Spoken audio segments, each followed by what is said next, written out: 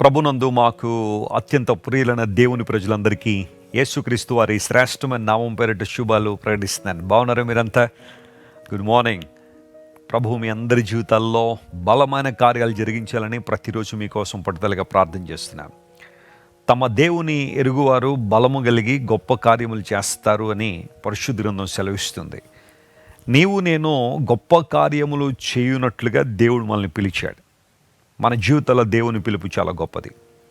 ఆ పిలుపులు ఎవరైతే పాలిభాగస్తులుగా ఉంటారో వారు దేవుని చేతిలో బలంగా వాడబడతారు. కొన్నిసార్లు నీ జీవితంలో వస్తున్న నిరాశ నిస్పృహలు నీ పిలుపు నుండి నేను పక్కకు తీసుకెళ్ళిపోతున్నాయేమో. దేవుని వాగ్దానాలు మనకు ఎలా ఉపకరిస్తాయంటే, మరలా మన దర్శనములో మన పిలుపులో మన ముందు కొనసాగడానికి ఆయన చిత్తాన్ని నెరవేర్చువారంగా, ఈ లోకంలో అన్నిటికన్నా ప్రాముఖ్యంగా దేవుని చిత్తాన్ని నెరవేర్చువారంగా మనం ఉంటే అంతకన్నా గొప్ప ఆశీర్వాదం మరొకటి లేదు. వాగ్దాన సందేశాల ద్వారా మీలో చాలామంది దీవెన పొందుతున్నారు కదా. మిమ్మల్ని బట్టి నేను కూడా ప్రభువుని స్తుతిస్తున్నాను. ప్రతిరోజు మీలో చాలామంది వాగ్దాన సందేశాన్ని విని ఆత్మలో బలపడుతున్నారు. మీ అందరినీ దేవుడు ఇంకా బలంగా దీవించాలని ప్రార్థన చేస్తున్నారు. ఈరోజు వాగ్దానంగా పరిశుద్ధ గ్రంథాలు తెరిచి కీర్తనల గ్రంథం 4వ కీర్తన 8వ వచనాన్ని మనం చదువుతున్నాం. Psalm 4:8.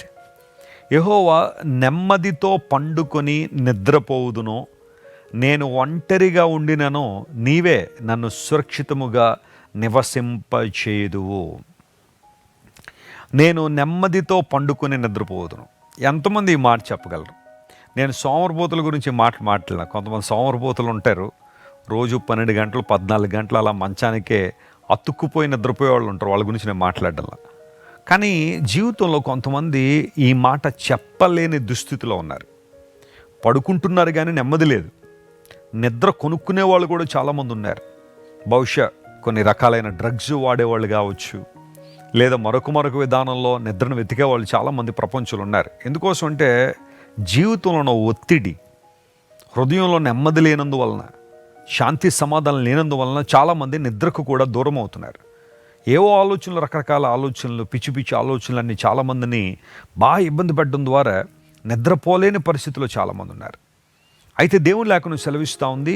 భక్తుడు అంటున్నాడు, ప్రభువా నేను శ్రమల్లో ఉన్నప్పుడు, ఇబ్బందులు ఉన్నప్పుడు నీ మీద ఆనుకొనడం వలన, ఇరుకులో ఉన్నప్పుడు నీ సన్నిధిలో ప్రార్థన చేయడం వల్ల నీవు నన్ను విశాలమైన స్థలంలో నడిపించావని కీర్తన ప్రారంభిస్తూ చివరికి వచ్చేసరికి అంటాడు, నేను నిద్రపోవాల్సిన పరిస్థితి వస్తే నేను నెమ్మదితో పండుకుంటాను. ఏ విధంగా ఒత్తిడి నాలో లేదు. నా దృష్టి నా సమస్యల మీద లేదు, కానీ సమస్యల మీద జయం ఇచ్చే దేవుని వైపు నా దృష్టి ఉంది కనుక నేను నెమ్మదితో పండుకుని నిద్రపోదును. చాలామంది మాకు లెటర్స్ రాస్తూ ఉంటారు, లేదా వాట్సాప్లో మెసేజ్లు పంపిస్తూ ఇదే ప్రాబ్లం, ఇన్సోమ్నియా ఈ రోజున ఎక్కువ పెరిగిపోతాను. అతి తీవ్రంగా వర్క్ చేసేవాళ్ళు కావచ్చు, ఎక్కువసేపు కంప్యూటర్స్ మీద వర్క్ చేసేవాళ్ళు కావచ్చు, ఆర్థిక సంబంధ ఇబ్బందులు ఉండడం వలన నిద్రపోలేకపోతున్నామండి. సరైన ఆరోగ్యం ఉండలేదు, సరైన నిద్ర లేదు కాబట్టి ఆరోగ్యాన్ని కూడా కోల్పోతున్నామని బాధపడే వాళ్ళు ఉన్నారు. అయితే దేవుని మీద ఆనుకో, ఆయన మీద నీ దృష్టి నిలుపు. పేతురు 16 మంది సైనికుల మధ్య ఉన్నప్పుడు కూడా ప్రశాంతంగా నిద్రపోయాడని బైబిల్లో ఉంది. అది నిజమైన ప్రశాంతత. తన చంపేస్తారని పేతురుకు తెలుసు. ఆ చుట్టూ ఉన్న సైనికులను దాటుకుని ఒక్క అంగుళం కూడా కదలలేనని పేతురుకు తెలుసు. బట్ స్టిల్ పేతురు చక్కగా నిద్రపోతున్నాడు. అంటే అర్థం ఏంటో తెలుసా? దేవుని మీద తన భారాన్ని వేశాడని అర్థం. నేను నెమ్మదితో పండుకుందును. నెమ్మది అనే మాటకు హిబ్రూలో వాడబడిన పదం షాలోమ్. షాలోమ్ అనగా శాంతి, సమాధానము. అయితే చాలా కుటుంబాల్లో అన్నీ ఉన్నాయి కానీ శాంతి సమాధానాలు లేవు. యేసు ప్రభువారు ఈ లోకంలో వచ్చినప్పుడు అందుకనే అందరినీ పిలిచారు. ప్రయాసపడి భారం మోసుకునిచున్న సమస్త జనులారా నా యొద్దకు రండి, నేను మీకు విశ్రాంతినిస్తాను, లేదా విశ్రాంతిని కలుగు చేస్తానని యేసు ప్రభు ఒక ఆహ్వానాన్ని ఇచ్చారు. ఎందుకు ఆ మాట ఆయన పలికారు అంటే, విశ్రాంతి లేని తరం, విశ్రాంతి లేని కుటుంబాలు, విశ్రాంతి లేని మనుషులు అనేక మంది ఉన్నారని ఆయనకు తెలుసు. ఎవరైతే ఆయన వైపు తిరుగుతున్నారో, ఆయన దగ్గరికి వస్తున్నారో, మాటల్లో చెప్పలేని శాంతి, డబ్బుతో కొనలేని ఆనందాన్ని ప్రభు ఉచితంగా మనకు దయచేయడానికి ఆయన ఇష్టపడుతున్నారు. నెమ్మదితో పండుకొని, నెమ్మదితో నేను జీవిస్తాను ప్రభు. ఎన్ని ప్రతికూలతలు నా చుట్టూ వచ్చినా, ఎన్ని తుఫాన్లు నన్ను ఇబ్బంది పెడుతున్నా, ఎన్ని ఉపద్రవాలు నా చుట్టూ వచ్చినా నేను శాంతితోనే బ్రతుకుతున్నాను, నెమ్మదితోనే బ్రతుకుతున్నాను. అలాంటి ఉన్నతమైన జీవితం మీకు కావాలా? అలాంటి ఉన్నతమైన అనుభవాల్లో మీరు ఎదగాలని కోరుతున్నారా? నేను ఒంటరిగా ఉండినను నీవే సురక్షితంగా నన్ను నివసింపచేస్తున్నావు. I will dwell in safety. సురక్షితముగా అనే మాట కేవలం నేను భౌతిక సంబంధమైన సురక్షణ గురించి నేను మాట్లాడడం లేదు, కానీ అన్ని విషయాల్లో కూడా దేవుడు మనల్ని సురక్షితంగా ఉండే అనుభవంలోనికి నడిపిస్తున్నాడు. ఎంత గొప్ప దేవుడు ఆయన, ఎంత ఆశ్చర్యకరుడు.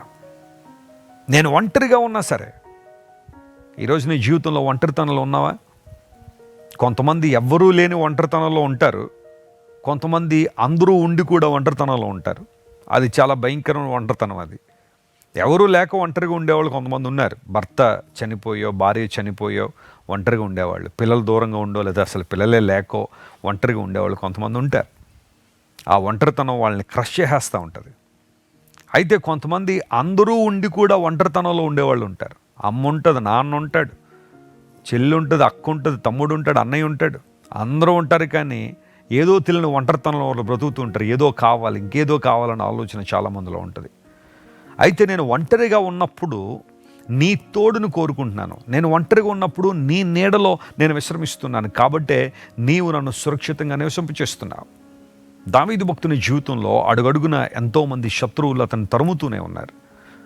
వాస్తవానికి సౌలు దావీదును తరుముతూ ఉన్నప్పుడు దావీదు దేవుణ్ణి బట్టి, కేవలం దేవుణ్ణి బట్టి, సౌలు దేవుని చేత అభిషేకించబడ్డాడు కనుక అతను ముట్టకూడదు అన్న తన యొక్క నియమాన్ని బట్టి సౌలును ముట్టుకోలేదు. అలా కాని పక్షంలో గొల్లియాతును చంపగలిగే శక్తి కలిగిన దావీదు సౌలును హతమార్చలేడా? సౌలు మీద విజయం సాధించలేడా? కానీ తనకు నియమం ఉంది, ఆ నియమం ప్రకారం పోరాడాడు. తరుముతున్నప్పుడు పరిగెత్తుకుని వెళ్ళిపోయాడే కానీ ఎదురు తిరగలేదు. సౌలు 2 సార్లు దావీదుకు దొరికేశాడు, అయినప్పటికీ కూడా విడిచిపెట్టాడు దావీదు దేవుని ప్రేమతో. ఉపకార బుద్ధి కలిగిన వాడని లేఖనాల్లో రాయబడింది. అయితే ఇన్ని శ్రమలు, ఇబ్బందుల మధ్యలో కూడా దావీదు సురక్షితంగా ఉండడానికి కారణం ఏంటంటే దేవుడు అతన్ని కాపుదల కాశాడు, భద్రపరిచాడు. నిన్ను కాపాడువాడు కొనుకొడు నిద్రపోడని ప్రభువు మాట్లాడుతున్నాడు. ఒక ప్రయాణాన్ని బట్టి భయపడుతున్నావా? ఏం జరిగిపోద్దన్న భయం నీలో ఉందా? లేదా ఒక పని ప్రారంభించేటప్పుడు భయపడుతున్నావా? ఇది ముగుస్తుందా లేదా అని?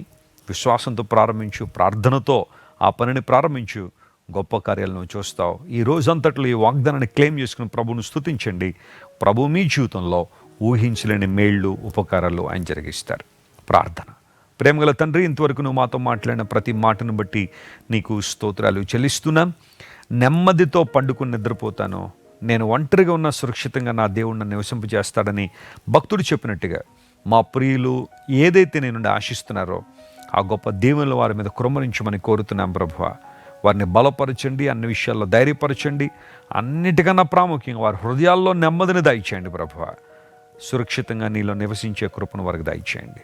అనారోగ్యంతో ఉన్న వారికి స్వస్థతనివ్వండి, వ్యాధంలో ఉన్న వారిని లేవనెత్తండి. సంపూర్ణమైన చిత్తాన్ని వారి జీవితంలో నెరవేర్చమని కోరుకుంటూ యేసు నామం పేరట అడిగి వేడుకొనిచున్నాం తండ్రి. Amen, amen. God bless you dear friends. Have a wonderful day. Christ worship centre ఓ బలమైన సంఘ ఉద్యమం. కొన్ని సంవత్సరాల క్రితం కేవలం 2తో ప్రారంభించబడిన పరిచర్య నేడు ప్రపంచవ్యాప్తంగా లక్షలాది మందిని ప్రభావితం చేయుచున్నది.